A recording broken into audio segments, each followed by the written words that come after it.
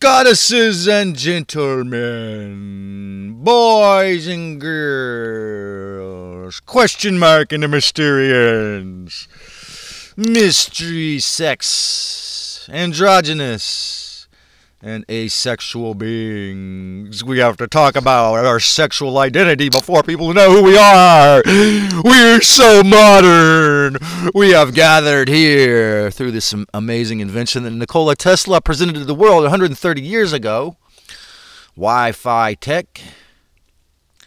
Even in the midst of this crazy acid tech, nanotech rainstorm attack. Predictable on the Sunday. First day of Scorpio, because Lucifer designed astrology, or changed it to his liking perhaps when he dragged in the moon. To discuss, we have come here to discuss the fact, or maybe if you're a censor, or it's a myth, the myth or fact that false guilt is glued to the death and debt systems.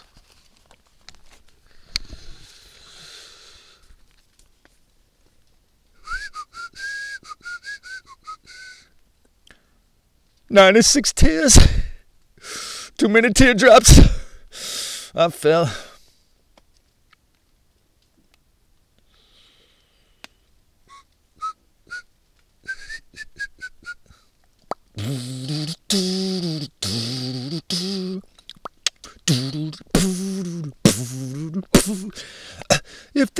If there's a smile on my face, it's only there trying to fool the public. But when it comes to fooling you, and honey, that's quite a different subject. Really, I'm sad, so sad. But I'm so glad I got freedom of speech. Technically for a minute or three, but it ain't too much sadder than the tears of a clown when there's no one around. Right here, right now. There is no other place I want to be. Right here, right now. Helping the world to wake up from history. So today I'm talking about how the false guilt is really the glue to the death and debt systems. If you can lose that somehow miraculously, I mean, I struggle with it too. It's so deeply ingrained into the subconscious. So as a student of psychology, herbalism, truth, and the truth about Christ, my sermon is going to involve psychological mind control, of course. The devil has tricked all Orthodox Jews, Muslims, and Christians, of course, because they're the Abrahamic or male patriarchal religions. And how did they trick them?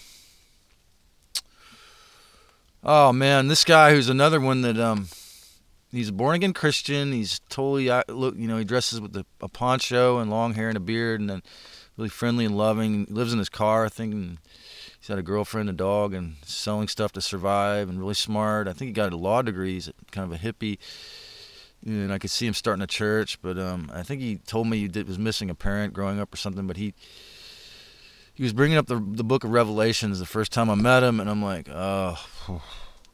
I didn't tell him very much. I told him I was born again, but I didn't tell him I'm a Gnostic and all that till later, because some say the book of Revelations was, dictated. Someone the other day said it was dictated by Lucifer to, this guy named John, which I would think was probably accurate. So, and that's why they're using it to do all the weather wars and say this is the book of Revelations. It's global warming. It's climate change. It's all these are natural disasters, and then it's in the Bible, and then use the Christians to run the war. It's just predictable. It's called predictive programming. Okay. So this man, the reason why I bring this guy up, he's a really beautiful soul. I hope he's watching this. I love you, bro, man. Peace, man. I hope you realize God is totally nonviolent.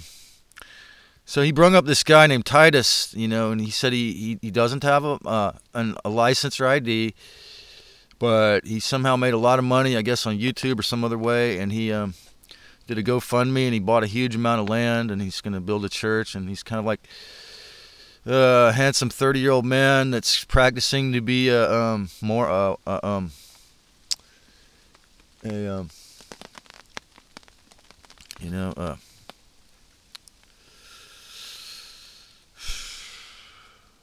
anyway, so some kind of freed Christian hero was very depressing to me. And Amish, he's practicing to be an Amish is what I was going to say. So a lot of Christians think of this young man as some kind of freed Christian hero, but it was very depressing to me last night when I watched his video. Because as good-natured as he is, his heart is full of guiltiness. And he was talking about how he felt guilty for watching pornography and a desire to repent, a desire to do good. There's so many friends and family of mine in South Carolina are like this. Unfortunately, not so much out here. They don't feel this desire to be pure as often with the devil, with Tinseltown being so close. Wanting to be pure is good. Allowing the patriarchal false junior gods to control you, intervene, and salvationism and praying to these male middlemen, landlord gods, is not so good. What does he hope to get? What does this young man hope to get? Divining his Bible and opening it up and taking the wrath of God to be serious. Surely the best case scenario is this. This is a vision I had when I was watching this man last night. Honestly, folks, you want to know what I think happens to you if you're a real good, what Mark Passio calls churchian, a Bible thumper Christian? Those of you, few of you watching this who are, you know what your best case scenario is? You're going to become a judge on the rings of Saturn or in the moon who gets to give somebody the false guilt and force them to reincarnate through false guilt. Because our souls are free. We were entrapped by Lucifer and his tech into these flesh suits. It's the Gnostic view. You could call it the demiurge, Yahweh, Lucifer. And conversely, some part of us wanted to experience this. Sure, it's a half-truth. Like most of everything in the devil's media, it's a half-truth. Sure, there's things we wanted to experience. We wanted to experience sex, eating, all the five senses. But then they use these in the scientism death cult. There's only the five senses, right? So, the best case scenario for these pure, obedient types, full of guilt, might be to become judges in the between lives median area where they electrocute you and wipe your memory, to hold their guilt over you in these, to nitpick you in the afterlife because they were so good. If you plan to stay on earth and make it openly divine, you'll make Lucifer unbelievable. You're going to find ways. Some of you already have done that. You're going to find ways to, create a community, create space around you, even just if you're impoverished, move into the forest so that you don't need the space of the devil around you to make your life miserable through all their programming. Teach people Lucifer is an E.T. con artist, a masterful God, but not really, because we all have, including Lucifer, we all have some of the DNA of the original creator in us. That's why they call him, an angel that fell, a fallen angel. People worship him and think he's the real one because originally he was free, but he became a narcissistic psychopath and lost his way. Okay? And that's why he became a vampire and lost his soul. And this is why the narcissistic personality disorder leads to what I call being possessed by NPEs, or narcissistic predator entities, which is really the spirits of the devil. It actually possesses people. It's so sad. The only way out is to not identify. And when one of these people who identifies says, I am that were born in a woman's body, says, I'm a man and a them. When they identify as also as a them, what does that mean?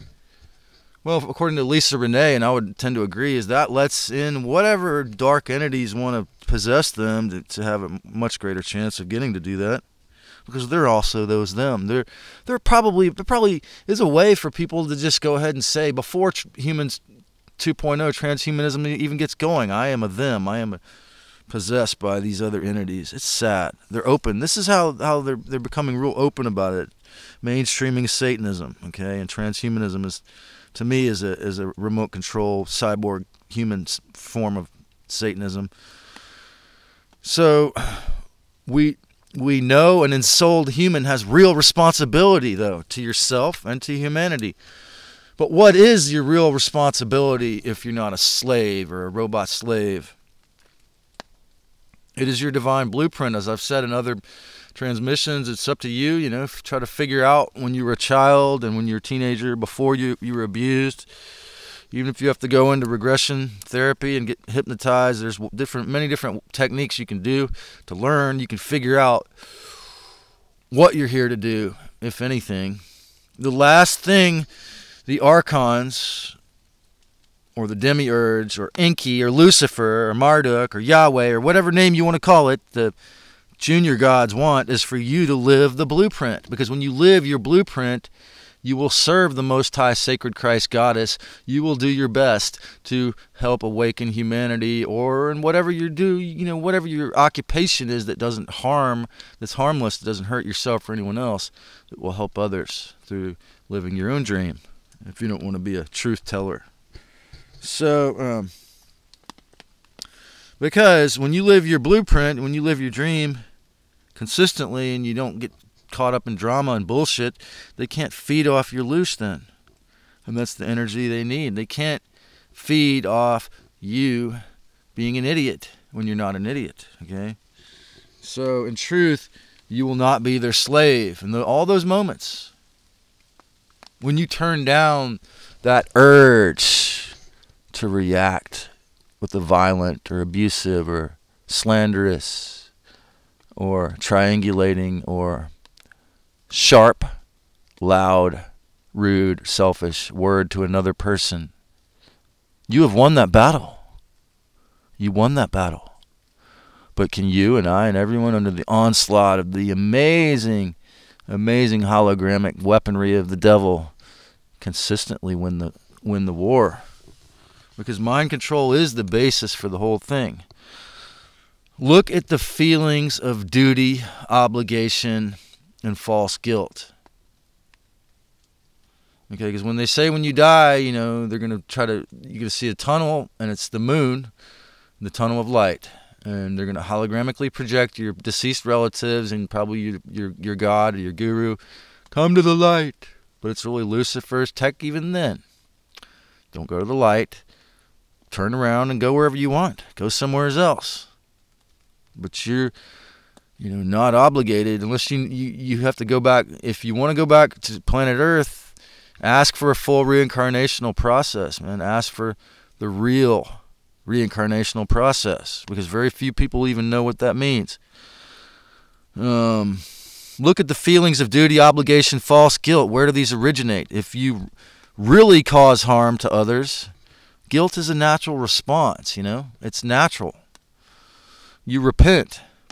If you really harm someone and you realize how harmful it is and you're intelligent, you're going to feel remorse, and then you change your ways, you repent. Repent is the end, means not. It means you don't repeat, not repeat. At first in awakening, it is easy to reject guilt and the matrix altogether, man. You're like this guy Tie-Dye Mike said, I don't understand guilt. But then he picks up the NPEs because he gets so full of guiltlessness. He's so high on cannabis. He doesn't have any guilt altogether, because that's the first stage of awakening. Then eventually you learn the energetics and put these emotions in their proper place, man. The guilt is there for a reason, and it's not to destroy your life and enslave you and make you reincarnate in the death trap. And it's not to make you think that you should always pay your rent on time and be controlled by that box, because of the national debt. If you enjoyed this, click on subscribe, thumbs up, and like. Create a great day. I got one more, part 3. Peace, folks.